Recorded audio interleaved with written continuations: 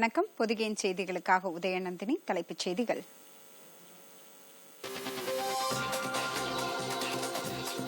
மக்களவைத் தேர்தலில் 3வது கட்டமாக 116 தொகுதிகளில் அமைதியான வாக்குப்பதிவு.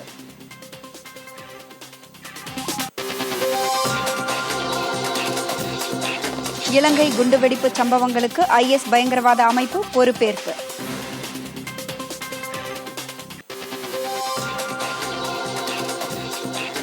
காங்கிரஸ் தலைமையில் இருந்த அரசு நாட்டின் பாதுகாப்பில் அக்கறை செலுத்தவில்லை. பிரதமர் நரேந்திர மோடி குற்றச்சாட்டு.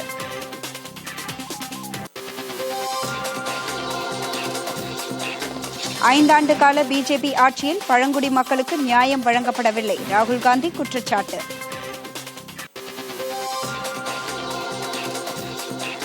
பராமரிப்பு பணிகளுக்கு புதிய குழு. ஸ்டெர்லைட் ஆலையின் கோரிக்கையை நிராகரித்தது சென்னை உயர்நீதிமன்றம்.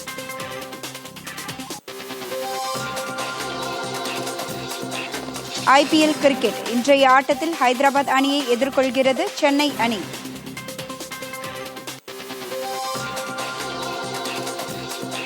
வங்கக்கடலில் நாளை மறுநாள் உருவாகும் காற்றழுத்த தாழ்வு மண்டலம் புயலாக உருவெடுக்க வாய்ப்பு. சென்னை வானிலை ஆய்வு மையம். இனி விரிவான செய்திகள். மக்களவைத் தேர்தலில் 3வது கட்டமாக இன்று 116 தொகுதிகளில் வாக்குப்பதிவு அமைதியாக நடந்தது. அசம்பாவிதங்கள் ஏதுமில்லாமல் தேர்தல் நடைபெற போதிய பாதுகாப்பு ஏற்பாடுகள் செய்யப்பட்டிருந்தன. காலை 7 மணிக்கு தொடங்கிய வாக்குப்பதிவு இடைவிடாமல் மாலை 6 மணி வரை நீடித்தது. கேரளாவில் காலை 7 மணிக்கு முன்னதாகவே பல வாக்குச்சாவடிகளில் வாக்காளர்கள் வரிசையில் காத்திருந்து வாக்களித்தனர். குறிப்பாக பெண்களும் மூத்த குடிமக்களும் முதன்முறை வாக்காளர்களும் அதிக எண்ணிக்கையில் வாக்களிக்க வந்திருந்தனர். இந்நிலையில் வாக்களிக்க வரிசையில் காத்திருந்தபோது மூத்த குடிமக்கள் 2 பேர் உயிரிழந்தனர். வடகரா மக்களவைத் தொகுதியில் பானூர் அருகே பெண் வாக்காளர் ஒருவர் மயக்கமடைந்தார். அவரை உடனடியாக மருத்துவமனைக்கு கொண்டு சென்றபோதும் காப்பாற்ற முடியவில்லை. மற்றொருவர் பதனாம்திட்டா மாவட்டத்தில் வடசேரிகரா என்ற இடத்தில் உள்ள வாக்குச்சாவடியில் வாக்களிக்க நின்று கொண்டிருந்தபோது மயக்கமடைந்து சம்பவ இடத்திலேயே உயிரிழந்தார். மற்றொரு வாக்காளர் வாக்களித்துவிட்டு வீட்டுக்கு திரும்பிய சற்று நேரத்தில் உயிரிழந்தார். வாக்குப்பதிவு தொடங்கியபோது பீகார் மற்றும் கேரள மாநிலங்களில் சில வாக்குச்சாவடிகளில் மின்னணு வாக்குப்பதிவு எந்திரங்களில் பழுது ஏற்பட்டது. பின்னர் அது சரி செய்யப்பட்டு வாக்குப்பதிவு தொடர்ந்து நடைபெற்றது. 3ஆம் கட்ட தேர்தலில் காங்கிரஸ் தலைவர் ராகுல் காந்தி கேரள மாநிலம் வயநாட்டிலும், பிஜேபி தலைவர் அமித்ஷா குஜராத்தின் காந்தி நகரிலும், சமாஜ்வாதி கட்சித் தலைவர் முலாயம் சிங் யாதவ் உத்தரப்பிரதேச மாநிலம் மெயின்பூரிலும், LJD தலைவர் சரத் யாதவ் பீகார் மாநிலம் மாதேபுரா தொகுதியிலும் போட்டியிடுகின்றனர். மக்களவைத் தேர்தலோடு ஒடிசா, குஜராத், கோவா ஆகிய மாநிலங்களில் சில சட்டப்பேரவை தொகுதிகளுக்கும் இடைத்தேர்தல் நடைபெற்றது. 3ஆம் கட்ட தேர்தலின் போது குஜராத் மாநிலம் அகமதாபாத் மக்களவைத் தொகுதிக்குட்பட்ட ராணிப் பகுதியில் அமைந்துள்ள வாக்குச்சாவடியில் பிரதமர் நரேந்திர மோடி இன்று வாக்களித்தார். வாக்குச்சாவடிக்கு அவர் வரும்போது பிஜேபி தலைவர் அமித்ஷா உள்ளிட்டோர் அவரை வரவேற்றனர். திறந்த ஜீப்பில் வந்த பிரதமருக்கு அங்கு திரண்டிருந்த கட்சித் தொண்டர்கள் வாழ்த்து தெரிவித்தனர்.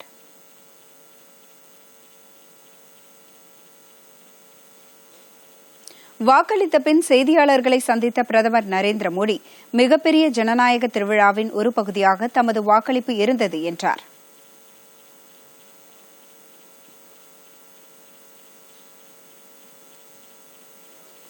வாக்காளர் அடையாள அட்டை என்பது பயங்கரவாதிகள் பயன்படுத்தும் வெடிபொருட்களை விட சக்தி வாய்ந்தது என்றும் அவர் குறிப்பிட்டார்.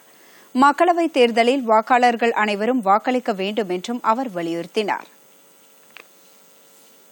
அகமதாபாத் மக்களவைத் தொகுதியில் பிஜேபி தேசிய தலைவர் அமித்ஷாவும் இன்று வாக்களித்தார். அவர் காந்திநகர் தொகுதியில் போட்டியிடுகிறார்.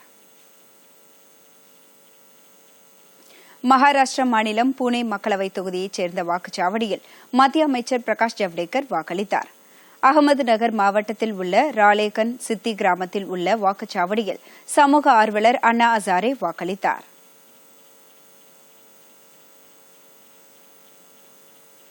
இலங்கையில் 300க்கும் அதிகமானோர் பலியாக காரணமாக இருந்த பயங்கரவாத தாக்குதல் சம்பவங்களுக்கு IS அமைப்பு பொறுப்பேற்றுள்ளது. இந்த தகவலை ராய்டர்ஸ் செய்தி நிறுவனம் தெரிவித்துள்ளது. இதற்கிடையே இலங்கையில் ஈஸ்டர் பண்டிகையின் போது பயங்கரவாத தாக்குதல் நடப்பதற்கான சாத்தியக்கூறுகள் பற்றி புலனாய்வு தகவல்கள் முன்கூட்டியே கிடைத்தபோதும் அதனை தடுக்க தவறியதற்காக இலங்கை அரசு மன்னிப்பு கோரியது. இந்த தாக்குதல்களுக்கு முன்பாக எச்சரிக்கை தகவல்களை பார்த்ததாக அரசு செய்தி தொடர்பாளர் ரஜிதா சேனரத்னே தெரிவித்தார். தாக்குதல் சம்பவத்தில் உயிரிழந்தோரின் குடும்பங்கள் மற்றும் தேவாலயங்கள் சம்பந்தப்பட்டோரிடம் தங்களின் மிகுந்த வருத்தத்தை தெரிவித்துக் கொள்வதாக அவர் கூறினார். உயிரிழந்தோரின் குடும்பங்களுக்கு அரசு இழப்பீடு அளிக்கும் என்றும் தேவாலயங்கள் மீண்டும் கட்டித்தரப்படும் என்றும் அவர் தெரிவித்தார். இந்த தாக்குதல் சம்பவங்கள் தொடர்பாக 40 பேர் கைது செய்யப்பட்டிருப்பதாக அவர் கூறினார். குண்டுவெடிப்பு சம்பவங்களுக்கு பொறுப்பானவர்களுக்கு எதிராக நடவடிக்கை எடுக்க பாதுகாப்பு படைகளுக்கு தேவையான அனைத்து அதிகாரங்களும் அளிக்கப்படும் என்று பிரதமர் ரணில் விக்ரமசிங்கே தெரிவித்துள்ளார். நேற்றிரவு அவசர நிலை அறிவிக்கப்பட்டதை அடுத்து சந்தேகத்திற்குரிய நபர்களை கைது செய்யவும் பிடித்து விசாரணை நடத்தவும் காவல்துறைக்கும் பாதுகாப்பு படையினருக்கும் அதிகாரம் வழங்கப்பட்டுள்ளது. இந்நிலையில் ராணுவ வீரர்கள் பந்தோபஸ்து பணியில் ஈடுபட்டிருப்பதைத் தொடர்ந்து குண்டுவெடிப்பு சம்பவங்களுக்கு பின் முதல் முறையாக கொழும்புவில் சாலை போக்குவரத்து இயல்பு நிலைக்கு வந்துள்ளது. முன்னதாக இலங்கை முழுவதும் இன்று 3 நிமிட மௌன அஞ்சலி செலுத்தப்பட்டது. தேசிய கொடி அரைக்கம்பத்தில் பறக்கவிடப்பட்டது. குண்டுவெடிப்பு சம்பவங்களில் உயிரிழந்த பலரது உடல்கள் புனித செபஸ்டின் தேவாலயத்தில் நல்லடக்கம் செய்யப்பட்டன.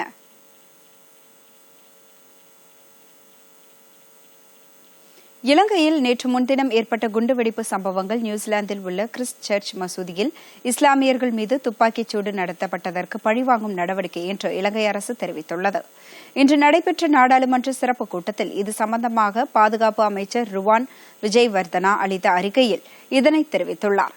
இதுகுறித்து மேலும் விசாரணை தேவைப்படுவதாகவும் அவர் கூறினார்.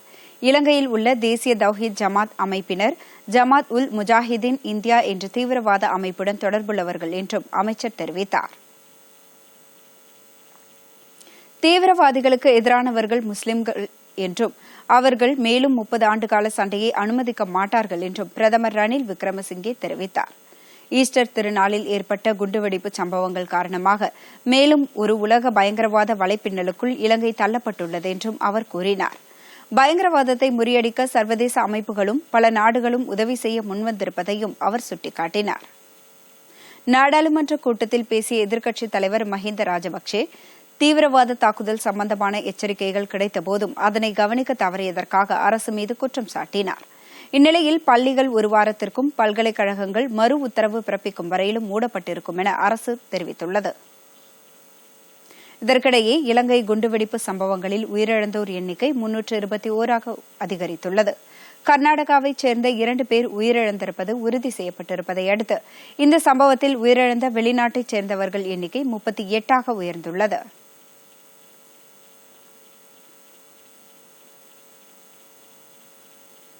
சிறிய இடைவேளைக்கு பிறகு செய்திகள் தொடரும்.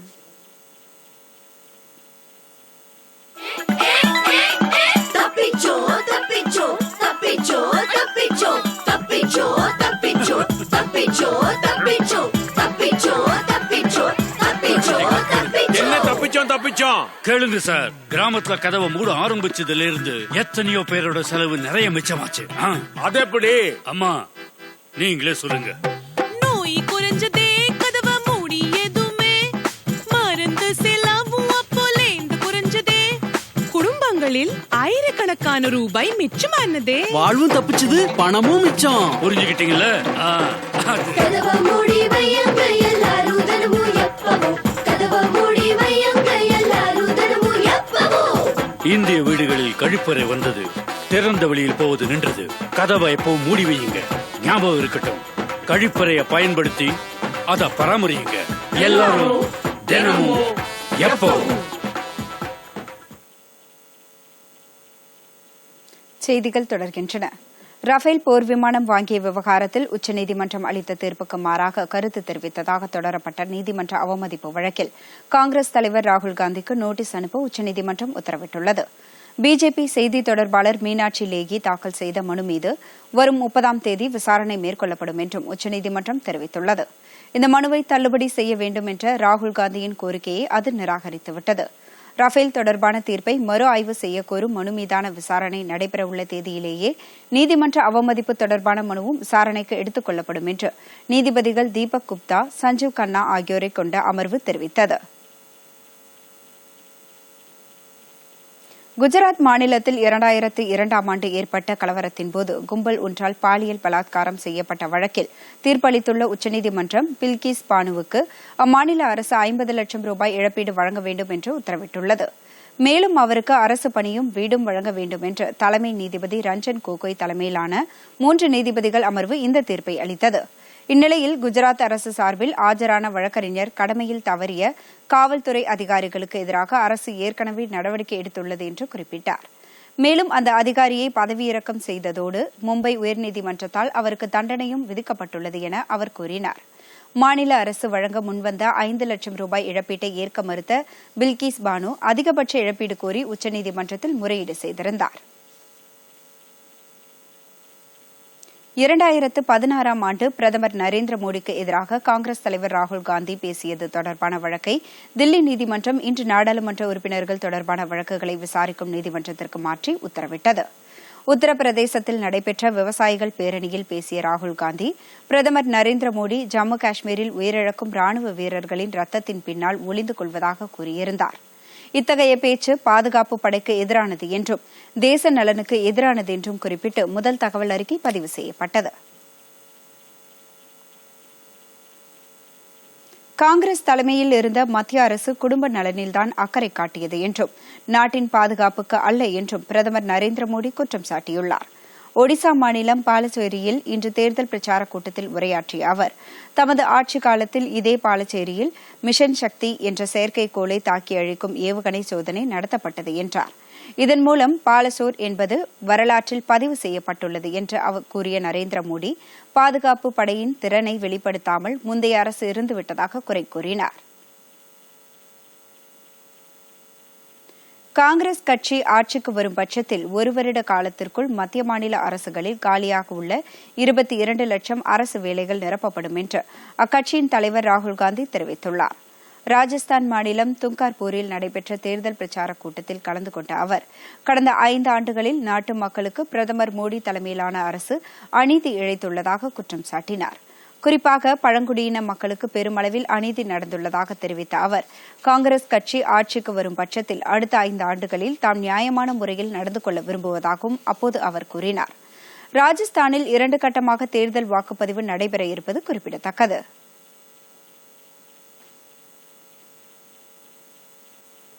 இரண்டாயிரத்து 23ஆம் ஆண்டுக்குள் நக்சலைட் தீவிரவாதம் நாட்டிலிருந்து முற்றிலுமாக அகற்றப்படும் என்று மத்திய உள்துறை அமைச்சர் ராஜ்நாத் சிங் தெரிவித்துள்ளார்.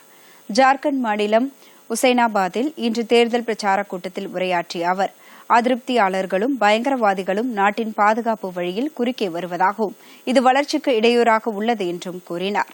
இத்தகைய சக்திகள் முற்றிலுமாக அகற்றப்பட வேண்டும் என்றும் அவர் குறிப்பிட்டார்.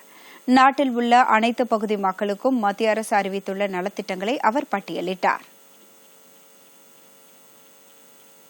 அடுத்த மாதம் 19ஆம் தேதி நடைபெறவுள்ள சூலூர், அரவக்குறிச்சி, திருப்பரங்குன்றம், ஒட்டப்பிடாரம் ஆகிய 4 சட்டப்பேரவை தொகுதி இடைத்தேர்தலில் அஇஅதிமுக சார்பில் போட்டியிட உள்ள வேட்பாளர்களின் பட்டியலை அக்கட்சியின் ஒருங்கிணைப்பாளரும் துணை முதலமைச்சருமான ஓ பன்னீர்செல்வம், இணை ஒருங்கிணைப்பாளரும் முதலமைச்சருமான எடப்பாடி பழனிசாமி ஆகியோர் இன்று வெளியிட்டனர்.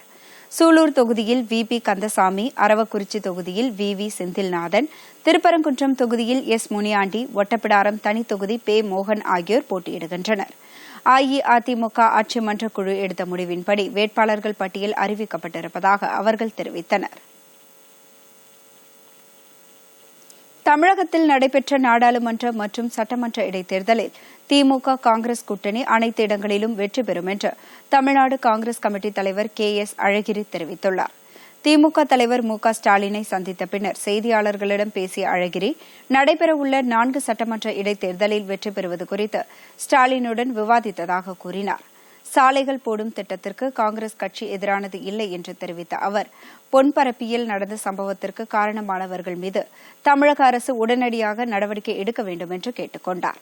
இந்த நிகழ்ச்சியில் சட்டமன்ற காங்கிரஸ் கட்சித் தலைவர் கே.ஆர். ராமசாமி, மூத்த தலைவர் இ.வி.கே.எஸ். இளங்கோவன் ஆகியோர் கலந்து கொண்டனர். அடுத்து சில முக்கிய செய்திகளை விரைவுச் செய்திகளாக பார்க்கலாம். ஸ்டெர்லைட் ஆலையின் பராமரிப்பு பணிகளை மேற்கொள்ள புதுக்குழு அமைக்க வேண்டும் என்ற கோரிக்கையை சென்னை உயர்நீதிமன்றம் ஏற்க மறுத்துள்ளது. தூத்துக்குடியில் உள்ள ஸ்டெர்லைட் ஆலைக்கு தமிழக அரசு சீல் வைத்து மூடியதை அடுத்து தேசிய பசுமை தீர்ப்பாயத்தில் வழக்கு தொடரப்பட்டது. ஸ்டெர்லைட் ஆலையை ஆய்வு செய்த குழு பொதுமக்களுக்கு பாதிப்பு இல்லை என்றும் ஆலையிலிருந்து வெளியேற்றப்படும் கழிவுகளால் நிலத்தடி நீர் பாதிப்பது குறித்து ஆய்வு நடத்த வேண்டும் என்றும் உத்தரவிட்டது. பசுமை தீர்ப்பாயத்தின் இந்த உத்தரவிற்கு தடை விதிக்க வேண்டும் என்று தமிழக அரசு தனது மனுவில் குறிப்பிட்டுள்ளது. இந்த வழக்கை சென்னை உயர்நீதிமன்றத்தில் நடத்த உச்சநீதிமன்றம் உத்தரவிட்டதைத் தொடர்ந்து இன்று இவ்வழக்கு விசாரணைக்கு வந்தது. அப்போது ஆலை பராமரிப்பு பணிக்கென நிர்வாகம் கோரியதை ஏற்க மறுத்த நீதிபதிகள் வழக்கை ஜூன் மாதத்திற்கு ஒத்திவைத்தனர். இலங்கை தொடர் குண்டுவெடிப்பு சம்பவத்தை தொடர்ந்து ராமேஸ்வரத்தில் உச்சகட்ட பாதுகாப்பு போடப்பட்டு போலீசார் தீவிர சோதனையில் ஈடுபட்டு வருகின்றனர். 310 பேரை பலிகொண்ட இலங்கை குண்டுவெடிப்பு சம்பவம் கடும் அதிர்வலைகளை ஏற்படுத்திய நிலையில் இலங்கைக்கு வெகு அருகில் அமைந்துள்ள தமிழகத்தின் ராமேஸ்வரத்தில் பாதுகாப்பு ஏற்பாடுகள் தீவிரப்படுத்தப்பட்டுள்ளன. கடலோர காவல்படை அதிகாரிகள் கடற்பகுதியிலும் ஹெலிகாப்டர் மூலமும் ரோந்து பணியில் ஈடுபட்டுள்ளனர். இதேபோல் ராமேஸ்வரம் பேருந்து நிலையம், ரயில் நிலையம் மற்றும் புகழ்பெற்ற ராமநாத சுவாமி கோயில் உள்ளிட்ட மக்கள் நடமாட்டம் அதிகம் உள்ள இடங்களில் கூடுதல் போலீஸ் பாதுகாப்பு போடப்பட்டு கண்காணிப்பு தீவிரப்படுத்தப்பட்டுள்ளது. இதேபோல் புதுச்சேரி மாநிலத்திலும் முன்னெச்சரிக்கை நடவடிக்கையாக தேவாலயங்களில் கண்காணிப்பு கேமராக்கள் பொருத்தப்பட்டு பிரார்த்தனைக்கு வருவோர்களின் உடைமைகள் தீவிரமாக சோதிக்கப்பட்ட பின்னரே அனுமதிக்கப்படுகிறது. சத்தியமங்கலம் புலிகள் காப்பகத்தில் நவீன ஹைட்ராலிக் வசதியுடன் கூடிய யானை ஆம்புலன்ஸ் தயாராகி வருகிறது. இங்குள்ள வனப்பகுதியில் யானை, புலி, சிறுத்தை, மான், காட்டெருமை உள்ளிட்ட ஏராளமான வனவிலங்குகள் வசித்து வருகின்றன. இந்த காப்பகத்திற்கு நவீன ஹைட்ராலிக் வசதியுடன் கூடிய ஆம்புலன்ஸ் ஒன்று வாங்கப்பட்டது. பழுது காரணமாக பயன்பாட்டிற்கு வராத அந்த ஆம்புலன்ஸ் வண்டி தற்போது பழுது நீக்கப்பட்டு தயார் நிலையில் உள்ளது. புதுப்பொலிவுடன் தயாராக உள்ள ஆம்புலன்ஸ் வாகனத்தின் செயல்பாடு குறித்து விரைவில் சோதனை மேற்கொள்ளப்படும் என்று வனத்துறை அதிகாரிகள் தெரிவித்துள்ளனர். சென்னை கடற்கரையிலிருந்து செங்கல்பட்டு அரக்கோணம் வழியாக சுற்றுவட்ட ரயில் போக்குவரத்து அறிமுகப்படுத்தப்படும் என்று தெற்கு ரயில்வே அறிவித்துள்ளது. வட மாநிலங்களிலிருந்து சென்னை தெற்கு பகுதிக்கு வரவேண்டியவர்கள் பல மணி நேரம் சுற்றி வந்து சேர வேண்டிய நிலை இருந்து வந்தது. இந்த நிலையில் செங்கல்பட்டிலிருந்து அரக்கோணம் வரையிலான ரயில் பாதை மின்மயமாக்கப்பட்டு சுற்றுவட்ட ரயில் போக்குவரத்து அறிமுகப்படுத்தப்பட உள்ளது. இதன்படி அரக்கோணத்திலிருந்து செங்கல்பட்டு வரவேண்டியவர்கள் சென்னை கடற்கரை ரயில் நிலையம் வழியாக செல்ல வேண்டிய தேவையில்லை என்றும் இந்த ரயில் போக்குவரத்து மூலம் பொதுமக்களுக்கு நேர விரயம், பணவிரயம் குறைக்கப்படும் என்றும் தெரிகிறது. நாமக்கல் அருகே காவிரி ஆற்றில் குளிக்க சென்று ஒரே குடும்பத்தைச் சேர்ந்த 5 பேர் நீரில் மூழ்கி உயிரிழந்தனர். பரமத்தி வேலூர் அடுத்த பெத்தனூர் வழியாக செல்லும் காவிரி ஆற்றில் குளிப்பதற்காக 7 பேர் சென்றுள்ளனர். ஆற்றின் மையப்பகுதிக்கு சென்ற அவர்கள் ஒருவர் பின் ஒருவராக நீரில் மூழ்கியுள்ளனர். 6 பேர் நீரில் மூழ்கிய தகவல் அறிந்ததும் சம்பவ இடத்திற்கு வந்த தீயணைப்பு வீரர்கள் நீரில் மூழ்கி உயிரிழந்தவர்களின் உடல்களை மீட்டனர். அப்போது ஒரே குடும்பத்தைச் சேர்ந்த 5 பேர் உயிரிழந்தது தெரியவந்தது. மேலும் நீரில் மூழ்கிய குழந்தையை தேடும் பணி தீவிரப்படுத்தப்பட்டுள்ளது. சென்னையில் உள்ள ராமச்சந்திரா மருத்துவக் கல்லூரி மருத்துவமனையில் பட்டமளிப்பு விழா நடைபெற்றது. இந்த விழாவில் மத்திய அரசின் மருந்து கட்டுப்பாடு கழக அதிகாரி கலந்து கொண்டார். மருத்துவத் துறையில் சிறந்து விளங்கிய மாணவர்களுக்கு பரிசுகளும் பதக்கங்களும் வழங்கப்பட்டது. இந்த பட்டமளிப்பு விழாவில் கல்லூரி நிர்வாகிகள், மாணவர்கள் உட்பட ஏராளமானோர் கலந்து கொண்டனர். அடுத்து வருவது உலகச் செய்திகள்.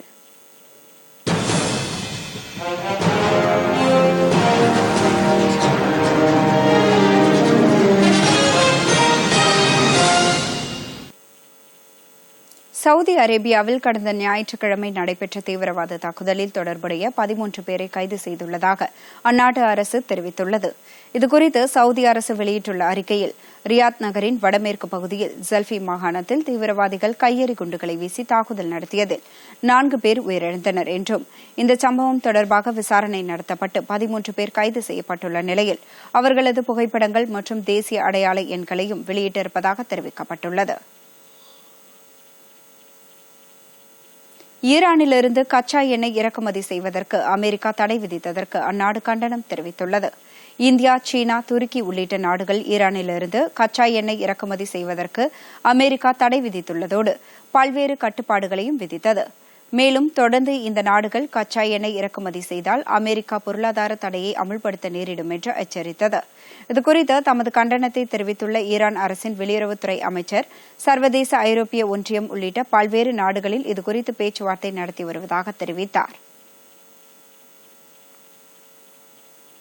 ஈரானிலிருந்து எண்ணெய் இறக்குமதி செய்வதற்கு இந்தியா, சீனா உள்ளிட்ட நாடுகளுக்கு அமெரிக்கா தடை விதிக்கப்பட்டதை அடுத்து சர்வதேச அளவில் ஏற்படும் கச்சா எண்ணெய் தேவையை சவுதி அரேபியா நிறைவு செய்யும் என அந்நாட்டு எரிபொருள் துறை அமைச்சர் தெரிவித்துள்ளார்.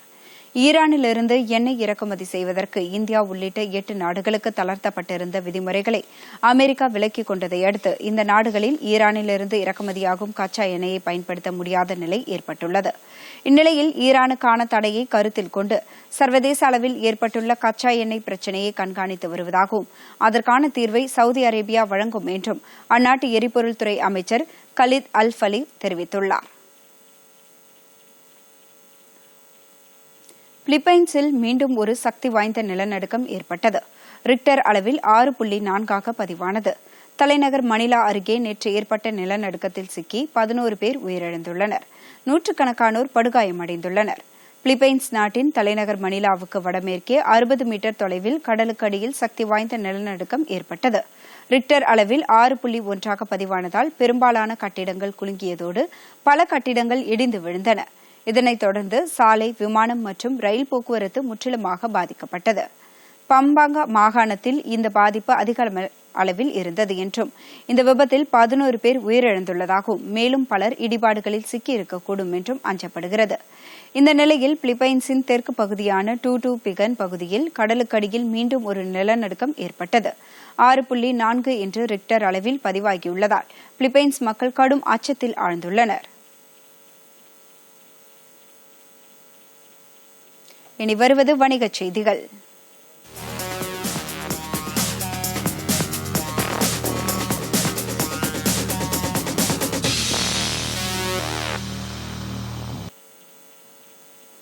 பங்குச் சந்தைகள் இன்று இறக்கத்துடன் நிறைவடைந்தன. மும்பை பங்குச் சந்தையில் சென்செக்ஸ் 80 புள்ளிகள் குறைந்து 38,564 புள்ளிகளுடன் வர்த்தகமானது. தேசிய பங்குச்சந்தையான நிப்டியும் 18 புள்ளிகள் குறைந்து 11,576 புள்ளிகளாக இருந்தது.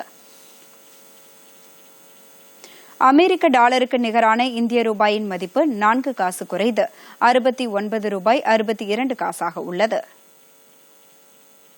சென்னையில் இன்று ஆபரண தங்கத்தின் விலை சவரன் ஒன்றுக்கு 24,120 ரூபாயாக உள்ளது. 1 கிராம் தங்கம் 3,015 ரூபாய்க்கு விற்பனையாகிறது. வெள்ளியின் விலை 1 கிலோ 40,000 ரூபாயாகவும் 1 கிராம் 40 ரூபாயாக உள்ளது. சென்னையில் 1 லிட்டர் பெட்ரோல் விலை 71 ரூபாய் 71 காசாகவும் டீசல் விலை 70 ரூபாய் 17 காசாகவும் உள்ளது. இனி வருவது விளையாட்டுச் செய்திகள்.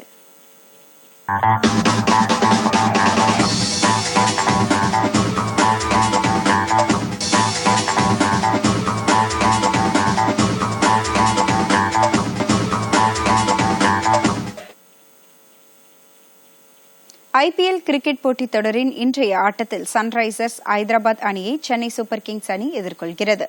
சென்னை சேப்பாக்கத்தில் உள்ள எம்.ஏ. சிதம்பரம் மைதானத்தில் இரவு 8 மணிக்கு இந்த போட்டி நடைபெறுகிறது. இதுவரை 10 போட்டிகளில் விளையாடி 7 போட்டிகளில் வெற்றி பெற்று 14 புள்ளிகளுடன் பட்டியலில் 2ஆம் இடத்தில் உள்ளது சென்னை அணி. நேற்று ராஜஸ்தான் மாநிலம் ஜெய்ப்பூரில் நடைபெற்ற ஆட்டத்தில் தில்லி கேபிட்டல்ஸ் அணி ராஜஸ்தான் ராயல்ஸ் அணியை 6 விக்கெட் வித்தியாசத்தில் வீழ்த்தி வெற்றி பெற்றது. இதன் மூலம் 11 போட்டிகளில் விளையாடி 7 வெற்றி 4 தோல்வி என்ற அளவில் தில்லி அணி புள்ளிகள் பட்டியலில் தில்லி அணி முதலிடத்தில் உள்ளது.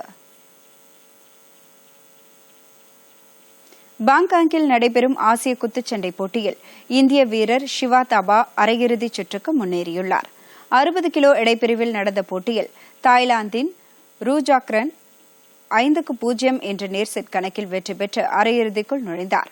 எனினும் அடுத்தடுத்து வரும் போட்டிகளில் உலகின் முன்னணி வீரர்களை அவர் எதிர்கொள்ள வேண்டியிருப்பதால் தொடர்ந்து தீவிர பயிற்சியில் ஈடுபட்டார்.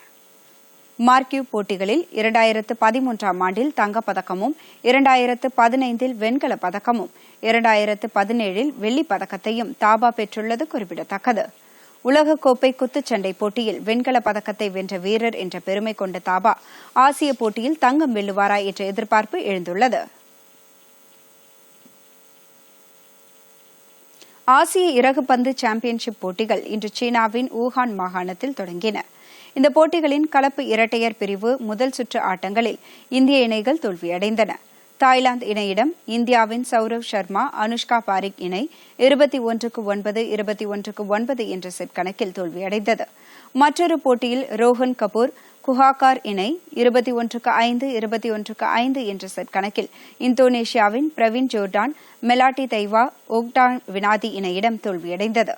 இந்த போட்டிகள் வரும் 28ஆம் தேதி வரை நடைபெறவுள்ளன. இனி வருவது வானிலை செய்திகள்.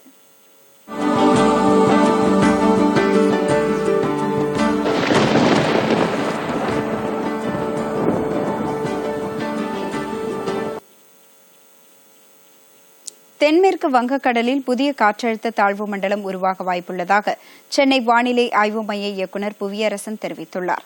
சென்னையில் செய்தியாளர்களை சந்தித்த அவர், வரும் 25ஆம் தேதி இந்திய பெருங்கடல் மற்றும் அதனையொட்டியுள்ள தென்மேற்கு வங்கக்கடல் பகுதியில் புதிய காற்றழுத்த தாழ்வு பகுதி உருவாக வாய்ப்புள்ளது என்றும், இந்த தாழ்வு பகுதியானது 27ஆம் தேதி தாழ்வு மண்டலமாகவும் 29ஆம் தேதி புயலாக வலுப்பெற வாய்ப்புள்ளதும் என்றார். இதன் காரணமாக வரும் 29ஆம் தேதி முதல் கடலோர மாவட்டங்களில் இடியுடன் கூடிய கனமழை பெய்ய வாய்ப்புள்ளது என்றும் அப்போது அவர் தெரிவித்தார். இதற்கிடையே தமிழகத்தில் வெப்பச்சலனம் காரணமாக பல இடங்களில் கோடை மழை பெய்து வருகிறது. டெல்டா மாவட்டங்களான திருவாரூர், தஞ்சாவூர் உள்ளிட்ட இடங்களில் கனமழை காரணமாக விவசாயிகள் மகிழ்ச்சி அடைந்துள்ளனர். திருவாரூர், மன்னார்குடி உள்ளிட்ட இடங்களில் பிற்பகலில் 2 மணி நேரத்திற்கு மேலாக கனமழை கொட்டி தீர்த்தது. தஞ்சாவூர் மாவட்டம் கும்பகோணம், நாச்சியார் கோவில் உள்ளிட்ட பல இடங்களில் சூறைக்காற்றுடன் கூடிய கனமழை பெய்தது. இதனால் கடந்த 3 மாதங்களாக நீடித்து வந்த வெயிலின் தாக்கம் குறைந்துள்ளது. நெல்லை மாவட்டத்தில் உள்ள மேற்கு தொடர்ச்சி மலைப்பகுதிகளில் கனமழை பெய்து வருவதால் குற்றால அருவிகளில் நீர்வரத்து அதிகரித்துள்ளது. இதனால் சுற்றுலாப் பயணிகள் மகிழ்ச்சி அடைந்துள்ளனர். கனமழை காரணமாக அருவிகளில் தண்ணீர் வரத்து அதிகரித்து வெள்ளப்பெருக்கும் ஏற்பட்டது. குற்றால அருவிகளில் தண்ணீர் வரத்து காரணமாக சுற்றுலாப் பயணிகள் அங்கு குவிந்து வருகின்றனர். பல்வேறு பகுதிகளில் நடைபெற்ற சில நிகழ்ச்சிகளின் தொகுப்பு.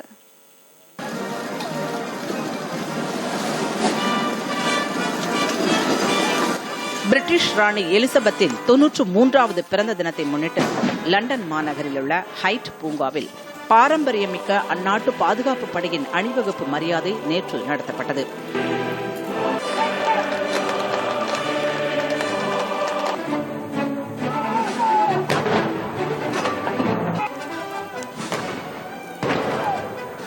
ராணிக்கு அளிக்கும் மரியாதையின் நிமித்தமான இந்த அணிவகுப்பில் குதிரைப்படை பீரங்கிகள் அணிவகுப்பு போன்றவை நடத்தப்பட்டன.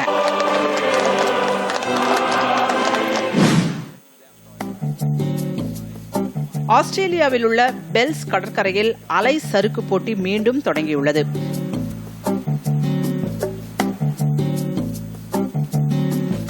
முதல் சுற்று போட்டியில் கடலில் 2 மீட்டர் அளவுக்கு உயர்ந்து எழும் அலைகளுக்கு இடையே வீராங்கனைகள் சறுக்கிச் சென்று தங்களது திறமைகளை வெளிப்படுத்தினர்.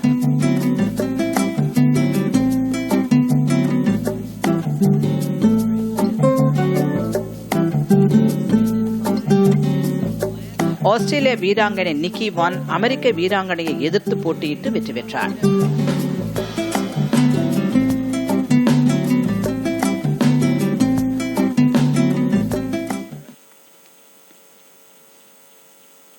மீண்டும் தலைப்புச் செய்திகள். மக்களவைத் தேர்தலில் 3வது கட்டமாக 116 தொகுதிகளில் அமைதியான வாக்குப்பதிவு.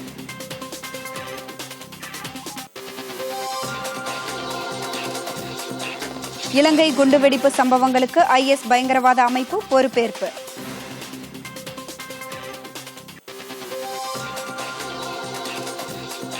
காங்கிரஸ் தலைமையில் இருந்த அரசு நாட்டின் பாதுகாப்பில் அக்கறை செலுத்தவில்லை. பிரதமர் நரேந்திர மோடி குற்றச்சாட்டு.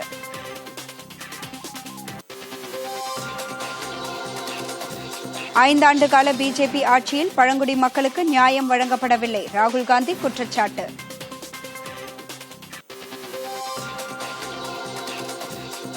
பராமரிப்பு பணிகளுக்கு புதிய குழு. ஸ்டெர்லைட் ஆலையின் கோரிக்கையை நிராகரித்தது சென்னை உயர்நீதிமன்றம்.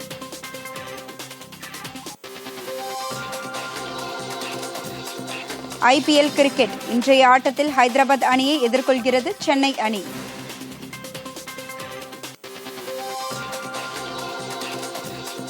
வங்கக்கடலில் நாளை மறுநாள் உருவாகும் காற்றழுத்த தாழ்வு மண்டலம் புயலாக உருவெடுக்க வாய்ப்பு. சென்னை வானிலை ஆய்வு மையம். பொதிகை செய்திகளை யூடியூபில் தமிழ் நியூஸ் தூர்தர்ஷன் என்ற சேனலிலும், ட்விட்டரில் Tamil news Doordarshan @DD news Chennai என்ற பக்கத்திலும் காணலாம்.